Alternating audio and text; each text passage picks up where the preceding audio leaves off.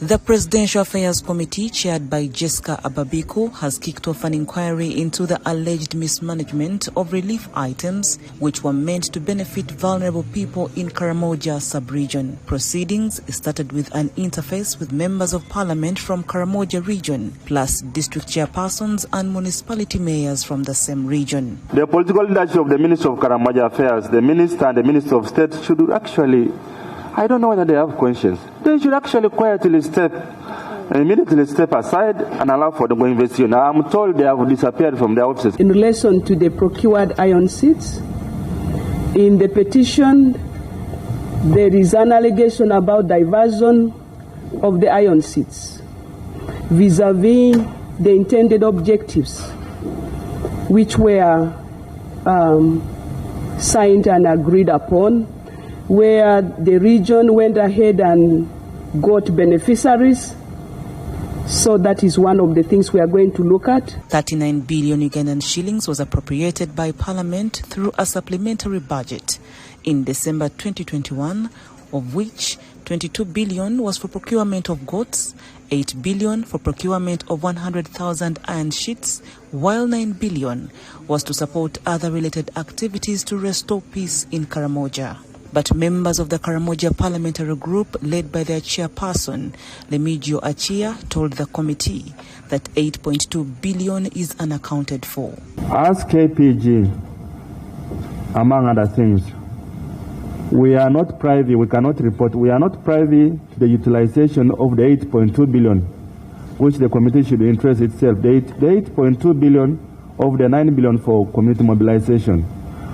Today, up to today, nobody has given us the accountability. Our 8.2 billion was finally used. On other project of goats, legislators submitted that less than 30% of goats have been delivered to Karamoja, with 39,082 goats yet to be delivered to intended beneficiaries, and some were delivered with diseases and many died within the first 2 weeks. They didn't even consult us. We told them, even the way you are buying the goats are sick, they were under quarantine.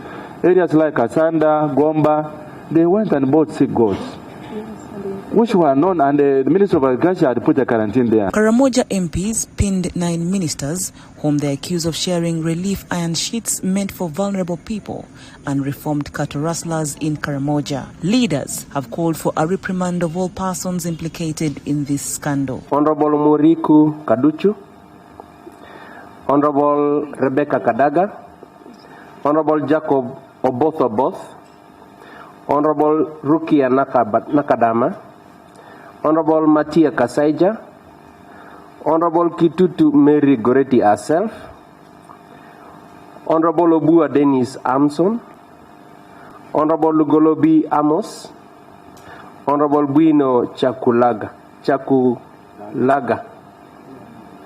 So these are the names of the beneficiaries who are not in the list, but have found themselves in the list. The whole Ike County, for my honorable member of parliament, Honorable Hillary, did not receive any goat.